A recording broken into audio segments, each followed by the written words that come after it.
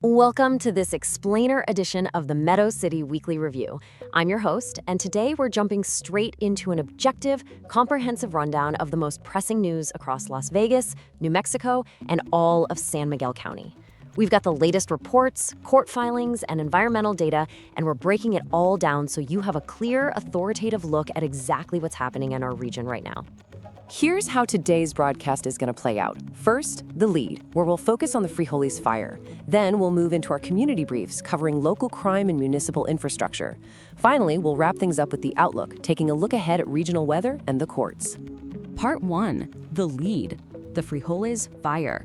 Let's get right into our top story concerning the rapidly expanding wildfire up in the Pecos wilderness. The reality on the ground is severe, folks. The Frijoles Fire has officially crossed the 3,000-acre threshold. And what's more critical, it's currently sitting at 0% containment. We are looking at a highly volatile situation.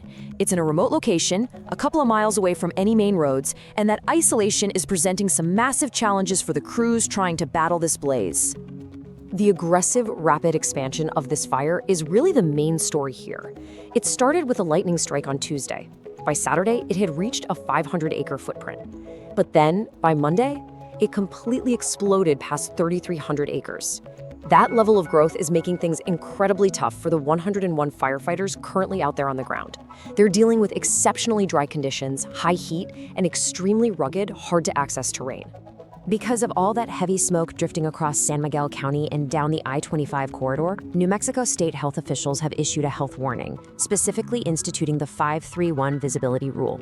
Here's how it works. Step 1. If visibility drops under 5 miles, the elderly and vulnerable need to limit their time outdoors.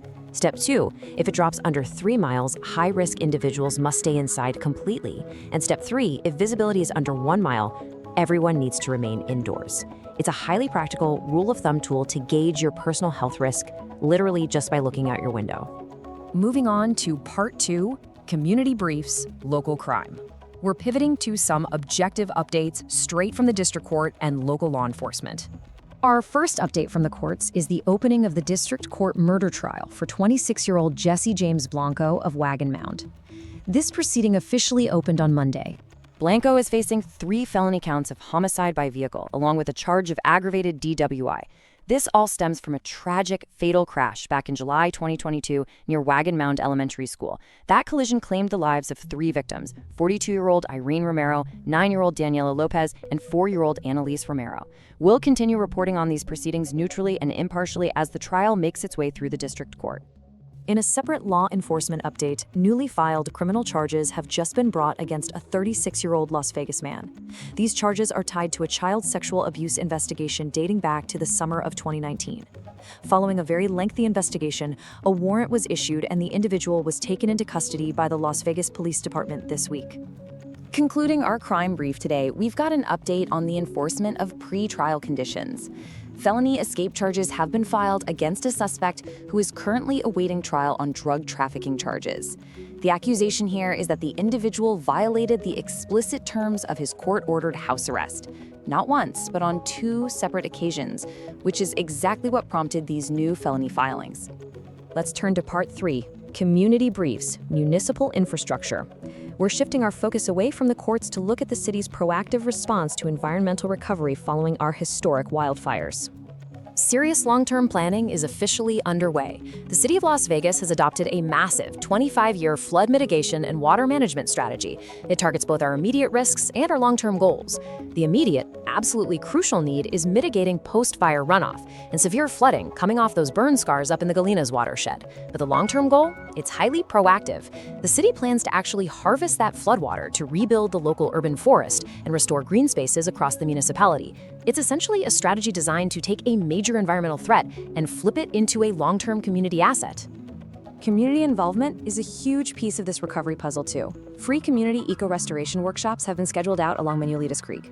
They're inviting volunteers to pitch a tent, get their hands dirty, and actively participate in rebuilding healthy ecosystems right here in our own backyard. Finally, Part 4, the outlook, weather and courts. In this last segment of today's explainer, we're looking ahead at regional weather impacts and a few upcoming legal proceedings. So, the major question hanging over northeast New Mexico right now is this: how will the incoming monsoon moisture actually impact our current crises? As shifting weather patterns approach the area, the region is caught in a really difficult balancing act. This incoming weather is basically a double-edged sword for us right now. On one side of the coin, monsoon moisture could provide some desperately needed aid to the firefighters actively trying to suppress the Frijoles Fire. But on the flip side, heavy rain pouring over recent, vulnerable burn scars drastically elevates the risk of severe flash flooding. It's a highly precarious situation, and local emergency management will be monitoring it hour by hour. To wrap things up, here's what you need to keep on your radar for the coming days and weeks. We are closely watching that monsoon impact, specifically on the Gullinas watershed. In the legal realm, mark September 17th on your calendars, several high-profile preliminary hearings are scheduled in San Miguel County District Court, including proceedings for that 2019 abuse case we mentioned just a bit ago.